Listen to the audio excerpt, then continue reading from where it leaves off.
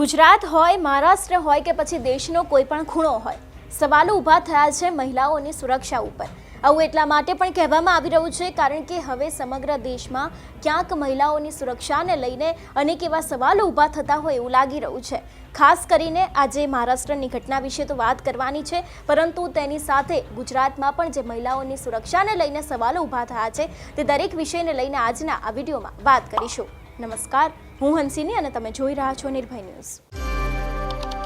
છેલ્લા ઘણા સમયથી ગુજરાત સહિત આખા દેશમાં દુષ્કર્મના કિસ્સાઓ અને મહિલાઓની છેડતીના કિસ્સાઓ વધી રહ્યા છે, પરંતુ એક એવી ઘટના સામે આવી છે જેને લઈને આમ આદમી પાર્ટીના નેતા ગોપાલ ઇટાલિયા દ્વારા સૌથી મોટો ખુલાસો કરવામાં આવ્યો છે. એટલું જ નહીં, કેમ અત્યારે હાલ મહિલાઓની સુરક્ષા ઉપર સવાલો ઊભા થયા છે તે પણ આ ઘટના ઉપરથી સમજી શકાય છે. સૌથી પહેલાં તો આ ઘટનાને સમજવાનો પ્રયત્ન કરીએ અને ગોપાલ ઇટાલિયા દ્વારા જે એક પોસ્ટ લખીને વાત કરવામાં આવી છે તેના વિશે પણ વાત કરીશું. મારી પાછળ ગોપાલ ઇટાલિયાનું આ એક સોશિયલ મીડિયાની પોસ્ટ છે. જો તેના વિશેની વાત કરવામાં આવે તો ખાસ કરીને અહીં લખવામાં આવ્યું છે કે મહારાષ્ટ્રમાં એક ગંભીર ઘટના બની છે જેને મીડિયાએ લગભગ દબાવી દીધી છે. મહારાષ્ટ્રમાં ભાજપના જ એક ભૂતપૂર્વ કોર્પોરેટર અને હાલમાં શિંદે સેનાના હોદ્દેદાર એક વ્યક્તિએ શિવરાત્રિના મેળામાં ગયેલી ભાજપના જ કેન્દ્રીય મંત્રીની સગીર વયની દીકરીની સાથે છેડતી કરીને તેનો વિડીયો ઉતાર્યો છે. અહીં લખવામાં આવ્યું છે કે ભાજપના જ ભૂતપૂર્વ કોર્પોરેટર અને અત્યારે હાલ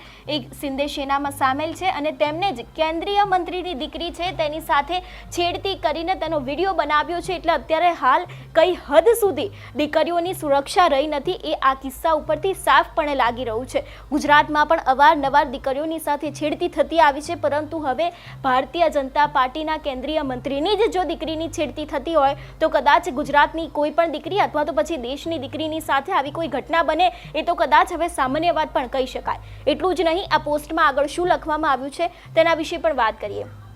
ખાસ કરીને અહીં લખવામાં આવ્યું છે કે ભાજપના કેન્દ્રીય મંત્રી પોતે એક મહિલા છે અને સગીર દીકરી સાથે છેડતી થઈ ગયા. આ કેન્દ્રીય મંત્રી ગુજરાતમાં હાજર હતા. જે સમયે તેની છેડતી થઈ હતી તેમના દીકરીની, તે સમયે પોતે ગુજરાતમાં હતા અને ગુજરાતથી તેઓ મહારાષ્ટ્ર પરત ગયા ત્યારે દીકરીએ સમગ્ર આપવીતી જણાવી હતી. કેન્દ્રીય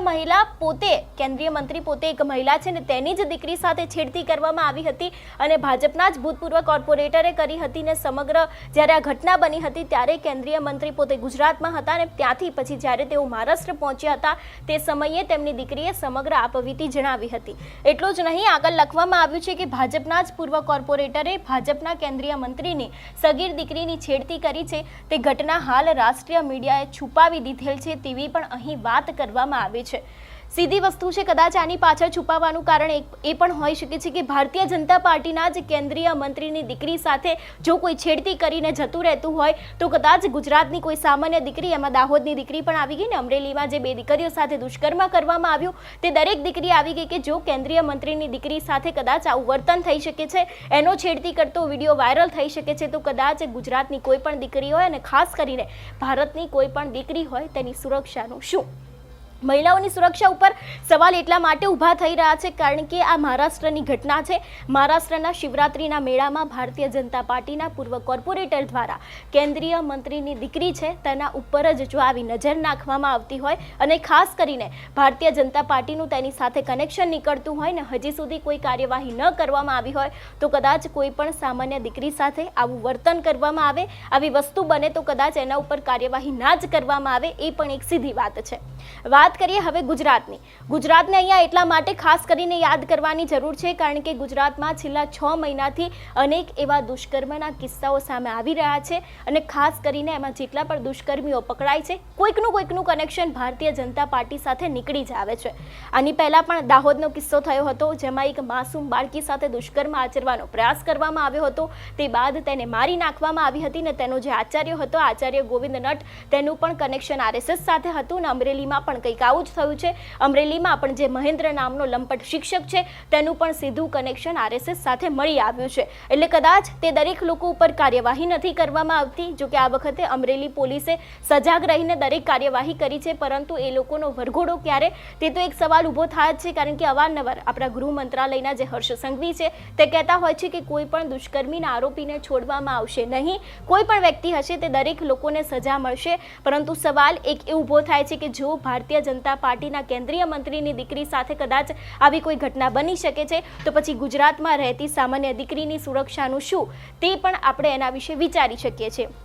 આવું એટલા માટે પણ કહેવામાં આવી રહ્યું છે કારણ કે એક કેન્દ્રીય મંત્રી એક સારો હોદ્દો ધરાવે છે ભારતીય જનતા પાર્ટીમાં, તે પોતે મહિલા આગેવાન છે, તેમ છતાં પણ જો કદાચ દિન દહાડે તેમની દીકરી સાથે કોઈ છેડતી કરીને વિડીયો ઉતારીને જતું રહે છે અને હજી સુધી તેના ઉપર કાર્યવાહીના પગલાં ભરવામાં આવે છે અને કહેવામાં આવે છે કે અમે લોકો કાર્યવાહી કરીશું, તો પછી ગુજરાતની અથવા તો દેશભરની કોઈ પણ સામાન્ય દીકરી હોય એ લોકોની સાથે કદાચ આવું કંઈક થશે તો એની જવાબદારી ભારતીય જનતા પાર્ટી લેવા તૈયાર હોય તો ઘણી સારી બાબત છે। કારણ કે અત્યાર સુધી ભારતીય જનતા પાર્ટીના રાજમાં જ અનેક એવી દીકરીઓ છે જે દીકરીઓ દુષ્કર્મનો ભોગ બની છે, અનેક એવી દીકરીઓ છે જે દીકરીઓ છેડતીનો ભોગ બની છે અને ખાસ કરીને હવે તો એક નવો ટ્રેન્ડ નીકળ્યો છે કે તે લોકોના વિડીયો પણ ઉતારવામાં આવે છે ને આ મહારાષ્ટ્રની ઘટનામાં પણ એવું જ થયું છે અને ખાસ કરીને અહીં લખ્યું પણ છે કે દીકરીની છેડતી કરી હતી ને તે બાદ તેનો વિડીયો પણ ઉતાર્યો હતો, એટલે સમજી શકાય છે કે એક કેન્દ્રીય મંત્રીની જો દીકરીની સાથે આવું થતું હોય, એની છેડતી કરીને એનો વિડીયો ઉતારવામાં આવતો હોય તો કોઈ પણ સામાન્ય દીકરી સાથે આવી ઘટના બનશે, એનો વિડીયો ઉતારવામાં આવશે તો એની જવાબદારી કોણ લેશે તેવા પણ અનેક સવાલો અહીંયા ઊભા થાય છે। એટલે હવે આ ઘટના ઉપરથી સાફ પણ એવું લાગી રહ્યું છે કે ગુજરાત હોય, મહારાષ્ટ્ર હોય, યુપી, બિહાર હોય કે દેશનો કોઈ પણ ખૂણો હોય, કદાચ મહિલાઓની સુરક્ષાને લઈને જે અત્યારે સવાલો ઊભા થઈ રહ્યા છે એના ઉપરથી સાફ પણ એવું લાગી રહ્યું છે કે ખરેખર હવે મહિલાઓની સુરક્ષામાં જે તે વધારો કરવાની જરૂર છે તેને કરવી જ જોઈએ। કારણ કે જો કેન્દ્રીય મંત્રીના દીકરી સાથે કોઈ છેડતી કરીને જતું રહેશે, સવાલ એક એ જ થાય છે કે તો સામાન્ય દીકરીઓનું શું થશે? તમારું શું માનવું છે આ વિષયને લઈને અમને કમેન્ટ કરીને ચોક્કસથી જણાવજો। તેની સાથે જ મારી ચેનલ નિર્ભય ન્યૂઝને લાઇક, શેર અને સબસ્ક્રાઇબ કરવાનું ભૂલશો નહીં। નમસ્કાર।